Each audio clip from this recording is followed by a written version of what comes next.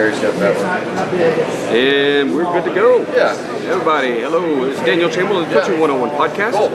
I'm still here in Round Rock at the Texas Athletic Directors Association High School Athletic Association Conference. It's been a wonderful time. Got to meet a ton of people. Just like Kentucky. We went to Kentucky and met some of the Yeah, we just got you on that. It's been wonderful. I'm sitting with one of the best dudes now, a guy that's been in the booth with me all day. This is Touchdown Dave. This is called That's where my wife grew up. Hey, I was a big fan of Touchdown Dave Sports Magazine. And I'm with Dan the Man. That's what we're going to start calling you, Dan the Man in sports. I love it. So talk sports. We're going to talk some baseball, softball, which by the time this comes out, it'll be out. Well, let's just talk with baseball. Those Texas Longhorns. Oh, hey, it's called Birds Up. There we go. Birds up. What a big upset. Texas Longhorns falling to UTSA Roadrunners. Yes. The satellites. Randy Weiss. Unbelievable. I couldn't even believe that. Couldn't even believe that. He is, yeah. So a handful of years ago, it's just like Oklahoma losing to Texas in softball. Renamed the Right, one game. We're still in it. We're not eliminated. Randy Weiss. But you are a senior. Yeah, I am soon. Yeah, graduated. Car's over, but No, yeah, we not enjoy doing work with you guys. Things we can do on the front end. The softball thing is fun. Like Double that. elimination. We got 8 points. Hey, yeah, please Still do, in it. because it helps Sooners us baseball out in the team, long run. I believe, beat North Carolina yesterday, so they got another shot there to get out of that region. Great meeting you, gentlemen. It's been a fun, I'm not a big baseball guy, and I've been watching it more the last 2 years because, well, honestly, social media has really put college baseball. Yeah, and one of the things that, we cover high school sports all across the state of Texas, and when it gets down to the University Interscholastic League, state playoffs, it doesn't matter what sport it is, if you haven't watched a state championship game or a track and field championship here in Austin, Texas, or Round Rock, and it's like this week, here we are at this beautiful convention here at the Camaraderie event. I see a bunch of kids here going crazy with what's going on with swimming, and we've got mom and dad chasing their kids all over the place. I mean, it's hilarious. I don't want to do that anymore. I don't want any more kids. I already did that. And I'm like, y'all have a good time. Y'all have, that's why y'all are here. Look, this whatever the event center, resort is huge. It's huge. You talk about a place to bring your indoor water park, outdoor water park, restaurants and stuff. That's really nice. And the funny thing is, I was doing some research here. This resort can host more than 3,000 people. It's not amazing. And so you see a lot of families are here right now. And then starting on Thursday, it's the Texas High School State Championships for UIL for baseball right down the road, Dell Diamond Field. It's not amazing for that.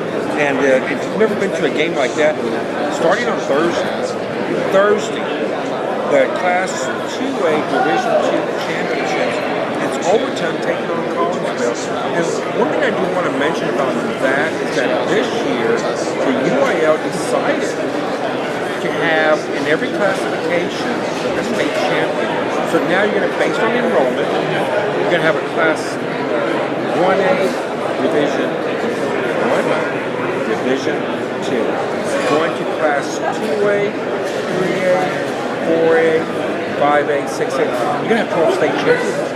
As to opposed to last year, there was only one state champion in every classification. So y'all are split big and small. Big and Division small. 1, Division 2. Based on enrollment of the high school. So Oklahoma just split. So they split 6A maybe 10 years ago. Yeah. Some Oklahoma coaches can watch and they'll say, hey, that's this thing. But just this last year, they split our Class B, Class 1A, Class 2A, all split to make a big and little division. Yeah, and it's more state champions. Yeah, and it's about the parity too, because you get big high schools, say like Allen High School here in Texas.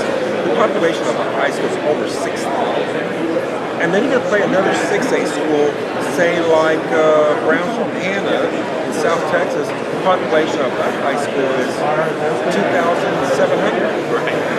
So the parity. So now they've divided that classification of, say, 6A to 2 divisions. So now Anna, for instance, will play, say, THSADA, while Alan is going to play, say, South Lake County in that type of enrollment classification. So it's going to be exciting because now, you know, when you're looking at the matchups, take for instance, this coming Saturday, 1A final, Gordon taking on Fayetteville, and the Class 6A Division II Championship, Tomball and Humboldt, Kingwood out of the Houston area, and then Class 6A Division I, which is pretty awesome, Waco Midway taking on Humboldt out of Garcia. Both Humboldt schools are from the same district. They're both in state. And going back to the classification of enrollment, both teams from Humboldt, Kingwood, and Humboldt, they're from the same district, but based on enrollment, they went to 2 different classifications. So now we can have 2 state champions from the same district. It's not crazy. That'd be a neat one. Should be talent rich area, obviously, right? Get some recruiting. That's Baseball Talent USA. You know, anytime you got teams from Humboldt, Kingwood, and then of course you got San Antonio. San Antonio, they have a school in Class 5A, which in this case is going to be Smith and Valley. Smith and Valley, they won the state championship this past season, and to do that, they had to beat a team from South Texas, which was Edinburgh Valley High School, in the second round, and they went on and they rolled everything and won the state title. Now, here they are in baseball, doing the same thing. Multi-sport athletes, man. Yes. So let's talk about your magazine for a minute. I know that you obviously a sports guy, right? Yeah. You've got the sports magazine. So tell me kind of how that got started. What made you dip your toe in that water, and then tell us about your journey. 1994, true story. I was asleep, had a dream, woke up at 2 o'clock in the morning, got behind my computer, started writing down all my thoughts on what I wanted to do. The name High School Sports Magazine just popped up. Wrote down all my ideas, and I left it alone for about 3 days, and then I came back to that, and I started brainstorming on how I was going to do this. And keep in mind, back in 1994, we didn't have social media. You know, there was no internet. It was all print newspaper. And so now with print has gone. You see a lot of these across the United States, doesn't matter what kind of print it was, it's all on social media now, it's all on the internet. People today, they want their information now. Not tomorrow, not 30 seconds from now. They want it now.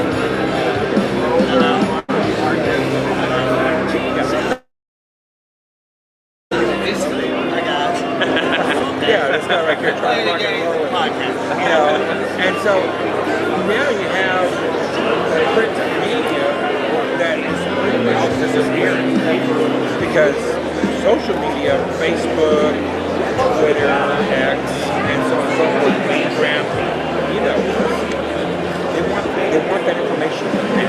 Yeah, I mean, like since the Elon purchase of Twitter, take it to X, but you know, that's kind of what he's coveted. This is live news from you, by you, from you. Yeah. I guess you're right. And podcast is kind of the next, right? Podcast is really not the one. Because I can just listen to someone tell me their ideas, make it funny. I don't have to go pick up a newspaper and read it. You know, one of the things that I noticed is that on social media, and when I do my interviews out there in South Texas, and I talk to these coaches, doesn't matter what sport it is, they say, oh golly, here comes TD Day.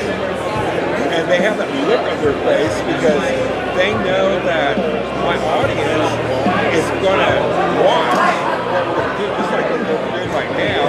And we're saying, holy Toledo. Okay, watch what you say. Why? Because it's going to be live.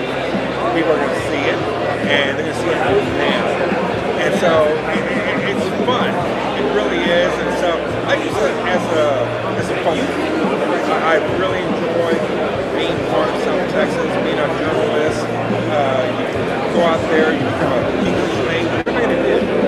But I think that if it was in high school, back in Westland High School, my journalism teacher put a camera in my hand and said, go take a picture.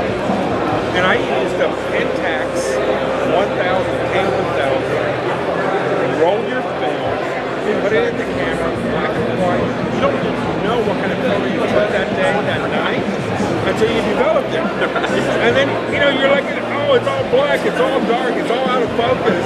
And now you have to go back and redo that shoot. Today you don't have to. You got this. Everybody's got it. Yeah, you got it. Shop up to have this camcorder and bought my wife a fairly nice camera. And like everything you do shopping, if you don't spend $2,000, $3,000, $4,000 on a camera, this is gonna be better. Yes. If you go buy a $1,000 camera, your iPhone is better. Yes, and I put my iPhone, I'm not plugging iPhone steps, but if you want to put this I remember being at a football and I was videotaping the game. And these guys were on the TV stations with those big cameras right here on they weighed about 50,000 pounds, leaning on one side, and they're shooting the game, and they look at me, and they smirk at me, and they go, really? Really? I go, the difference between you and me, I get to show everybody what's going on now. You have to go back to the TV station and load up your film and only show 30 seconds if they give you 1 minute. And now, I mean, social media with sports, it's unbelievable. Yeah, it is.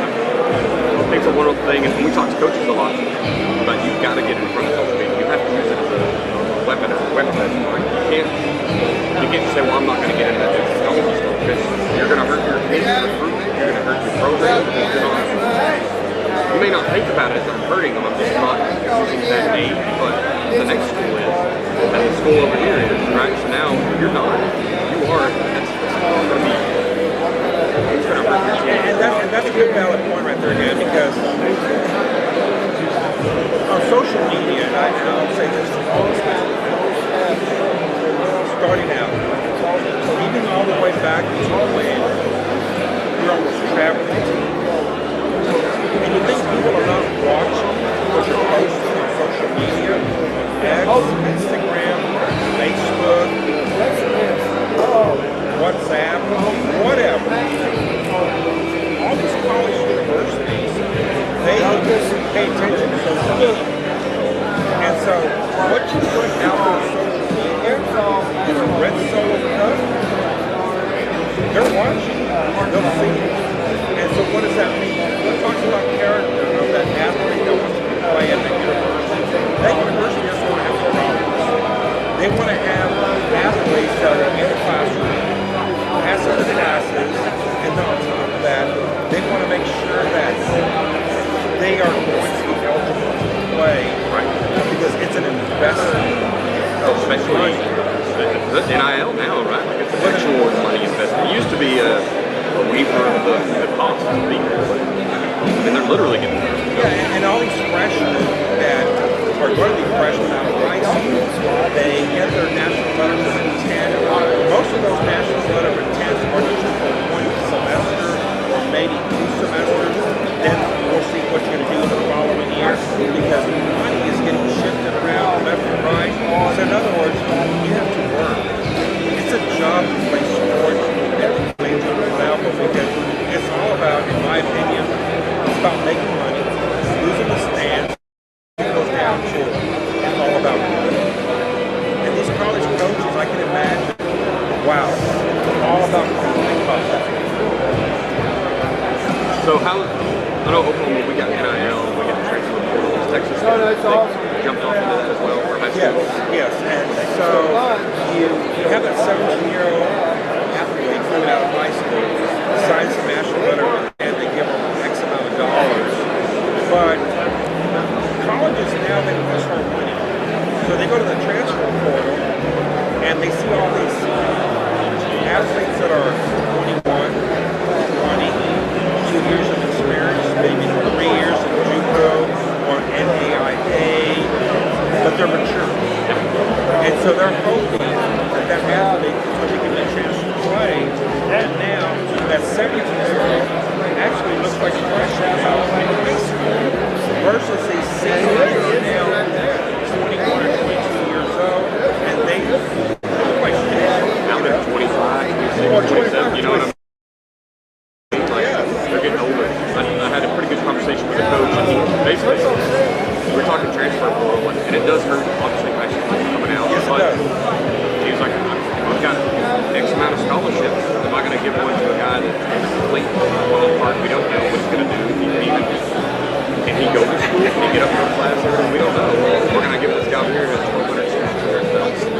It's the same money for us, for the same, scholarship. So, one of the things that I did notice is that, like the game of football, and you got a running back, linebacker, let's just go with those two positions, or even a linebacker. Concussions play such a big role in the depth of field for collegiate athletes because, on the line, you got this lineman banging each other, and they're 3 or 4 deep at every possession. You got your linebackers 3 or 4 deep at every possession. Why? They make contact with the running back or wide receiver or quarterbacks, and it becomes tough. the whole can of worms they opened up with, I don't know that much I like or dislike it. I don't deal with it myself. Right. Well, sweet. Talk a little ball and stick. Good luck to the Sooners playing today. Where did THSADA go now? Looking at Super Eagle somewhere, right? I just wish the best for the birds up, and whatever they did. I love watching the College World Series. I'm not a big particular fan of a team. I just like the competition. A few years back, I had this one kid from McAllen, Texas, Aaron Nixon, who went to the University of Texas, and as a freshman, he had the opportunity to pitch in the College World Series that year. Now he's with the New York Yankees in that affiliate. He hasn't made it to the big league now, but the journey for that young man was awesome. And there's a lot of athletes that I see that have that opportunity, even if they're from Oklahoma, they still have that same dream that every athlete is living. Well, touchdown Dave. Appreciate you jumping on with me, boss. Any last comments? Find us on social media, High School Sports Magazine. Go to our website at www.hsmlive.com. And then, of course, if you're looking for that beautiful home, Ace Sports is where you go. These scoreboards are unbelievable. Yeah, they really are. I really want to be just looking at all the different sizes. Mark will show me things that they've got drawn up for the future, and I don't get it. And it's like it's a puzzle to put these things together because everything is a panel now. You kind of snap it in, and it's just incredible. They're really wonderful. If you guys are looking for a video board, looking for fundraising monies, you can do arenas, soccer, scores table, gymnastics, whatever your building or field is, we can put a board on it. Check out acesports.com, email mark.bridges@acesports.com. You can come over there, he can get a team to you, dang near instantly, you'll have somebody at your door knocking. So just tell them the Coaching 101 podcast. Alright guys, we appreciate you so much. Thanks for tuning in. We will see y'all probably around top of the hour.